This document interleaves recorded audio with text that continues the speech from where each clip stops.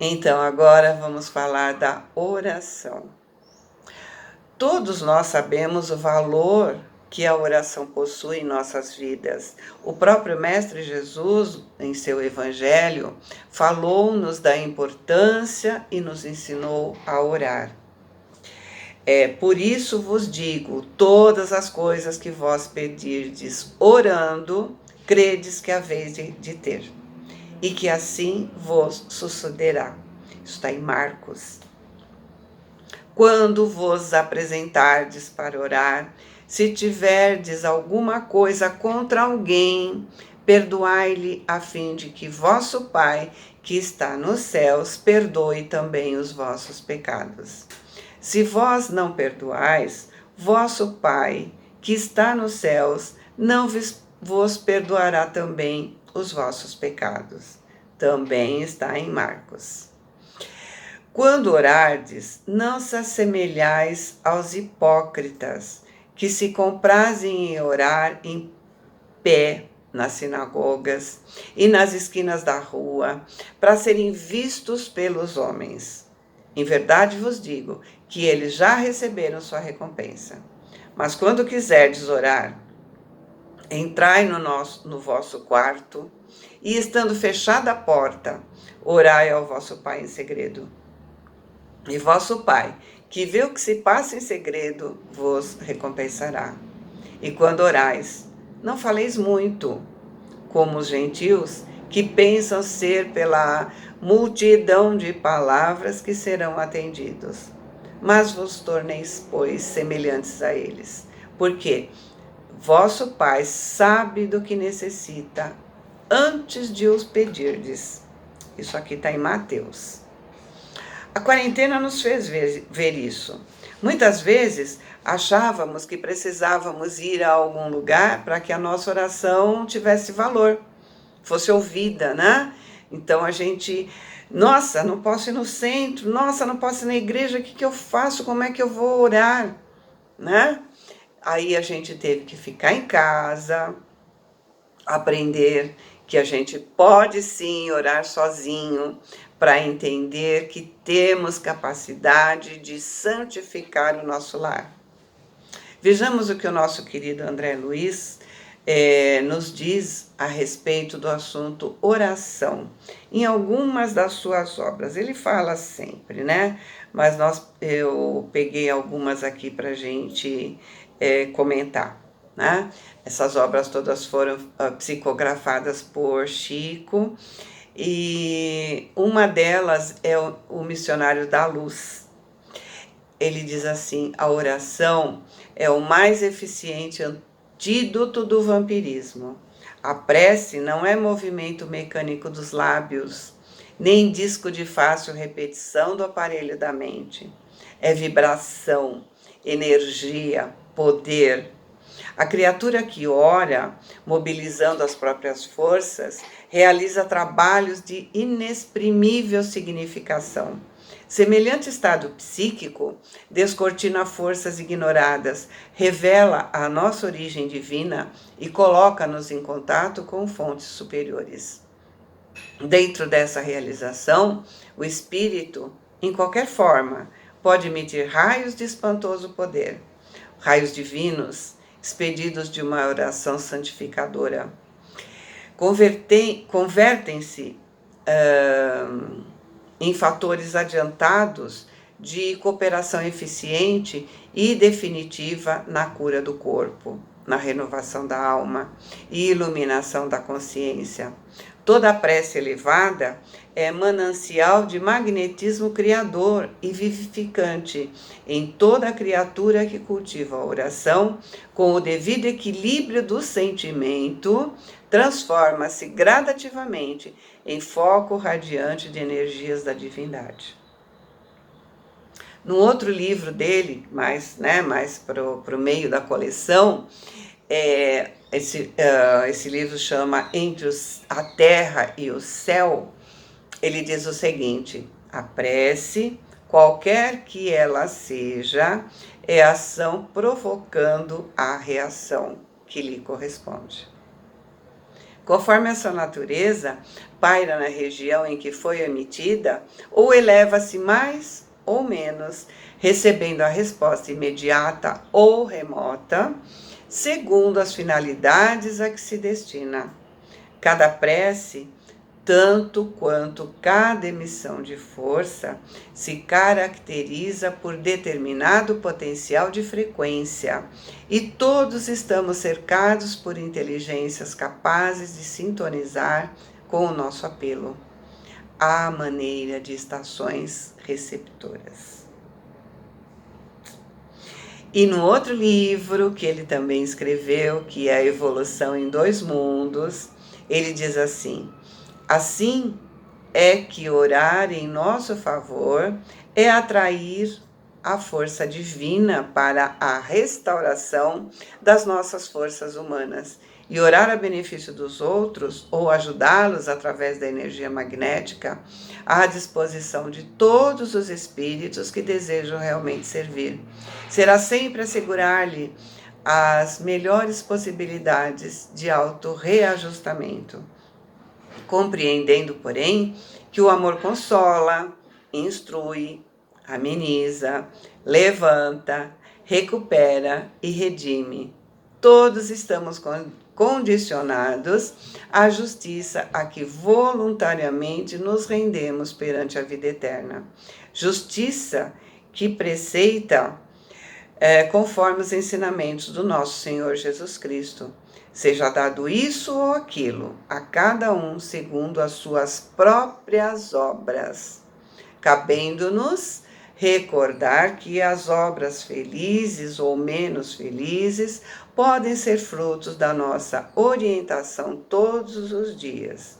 E, por isso mesmo, todos os dias será possível alterar o rumo do nosso próprio roteiro. No outro livro dele, Mecanismos e Medianidade, ele fala assim: daí resulta o impositivo da vigilância sobre a nossa própria orientação, de vez que somente a conduta reta sustenta o reto pensamento e, de posse do reto pensamento, a oração.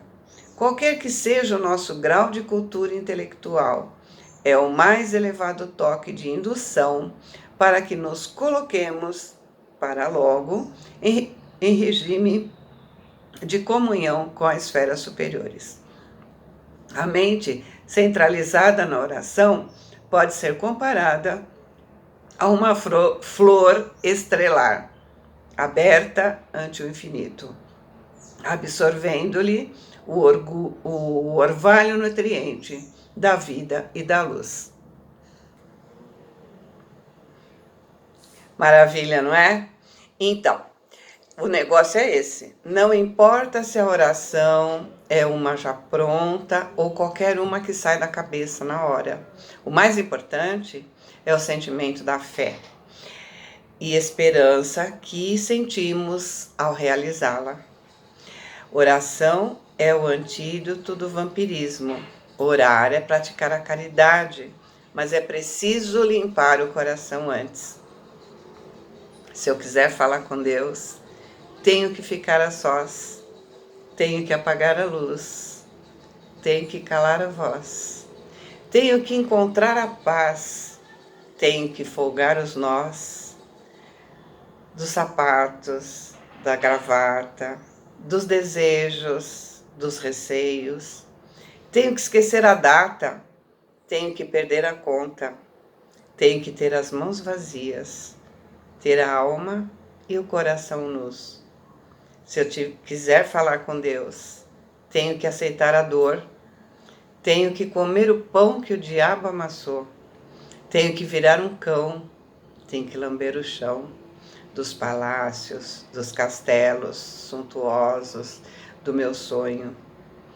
Tenho que me ver tristonho, tenho que me achar medonho e, apesar de um mau tamanho, alegrar meu coração.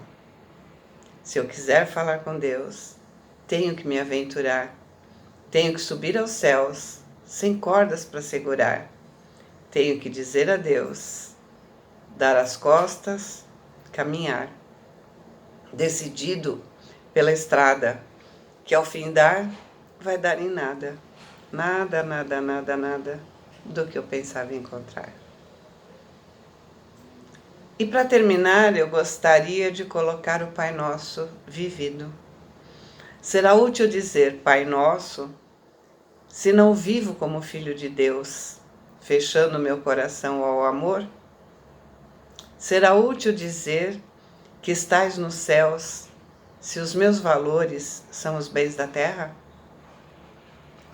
É útil dizer santificado seja o vosso nome, se eu penso apenas em ser cristão por medo, por superstição, por comodismo? Será útil dizer, venha a nós o vosso reino, se eu acho tão sedutora a vida aqui, cheia de tudo que é supérfluo e fútil? Será útil dizer, seja feita a vossa vontade aqui na terra como no céu, se no fundo o que eu desejo mesmo é que todos os meus desejos se realizem? Será útil dizer, o pão nosso de cada dia nos dai hoje, se eu prefiro acumular riquezas, desprezando os meus irmãos que passam privações e esbanjo o que eu tenho? Será útil dizer, perdoai as nossas ofensas, assim como nós perdoamos a quem nos tem ofendido, se não me importo de ferir, ser injusto, caluniar, oprimir e magoar os que atravessam o meu caminho? Será útil dizer, livrai-nos do mal, se por minha própria vontade procuro os prazeres materiais e se tudo o que é proibido me seduz? Será útil dizer amém, porque sabendo que sou assim, continuo as minhas omissões e não faço para me transformar? Faço nada? Façamos do Pai Nosso uma oração útil e verdadeiramente vivida. Deixar de praticar o bem, mesmo não fazendo o mal, também é pecado. A salvação está na caridade, dizia o Chico. E aqui eu gostaria de falar da vontade de Deus, né? Lembra que a gente falou no Pai Nosso? Seja feita a vossa vontade. Tem uma mensagem de Emmanuel, psicografada pelo Chico, que fala assim, quando nos reportamos à vontade de Deus, referimos-nos ao controle da sabedoria perfeita que nos rege os destinos. E observando essa condição, os espíritos eternos, acalentados pelo infinito amor da criação, ser-nos-á sempre fácil reconhecer as determinações de Deus em todos os eventos do caminho a nosso respeito, já que a divina providência preceitua para cada um de nós saúde e não doença, trabalho e não ócio, cultura e não ignorância, conciliação e não discórdia, paz e não equilíbrio, tolerância e não intransigência, alegria e não tristeza, esperança e não desânimo, conformidade e não desespero, perdão e não ressentimento, êxito e não fracasso, prudência e não temeridade, coragem e não fraqueza, fé e não medo destrutivo, humildade e não subserviência, intercâmbio e não isolamento, disciplina e não desordem, progresso e não atraso, amor e não indiferença, vida e não morte.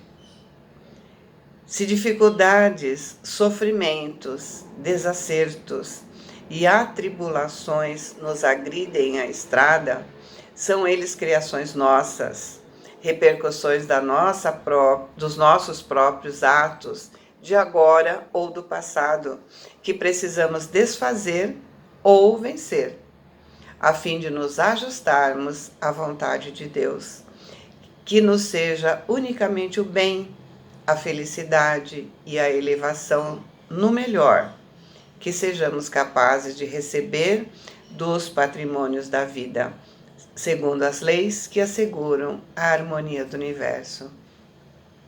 Eis porque Jesus, exaltando isso, ensinou-nos a reafirmar em oração: Pai nosso, que seja feita a tua vontade, assim na terra como nos céus. Enfim, não basta crer. Não adianta apenas orar ou ter fé. É preciso agir. É preciso plantar, lançar-se ao trabalho capaz de nos levar a objetivos desejados. Não nos esqueçamos de que toda oração que fazemos é constituída de duas partes. A primeira é o mérito e a segunda é a bênção. Toda a resposta divina depende do nosso esforço. Se o homem não cumpre a sua parte, a lei divina se sente impedida de cumprir a sua. Pois é. Eu vou deixá-los com tudo isso para deglutir, para digerir, para pensar. Nós temos uma semana e até a outra lição, porque para aprender isso tudo nós temos toda a nossa encarnação, né? Para nos melhorarmos a cada dia, para entendermos o que é realmente a oração e fazer a oração de coração, né? Um passo de cada vez, como os alcoólicos anônimos, né? Mas um passo, né? E não falar é muito difícil deixar para outra. Então, um passo de cada vez. Em um ano, a gente deu 365 passos. Ok? Beijos no coração de vocês. Amo vocês. Beijos.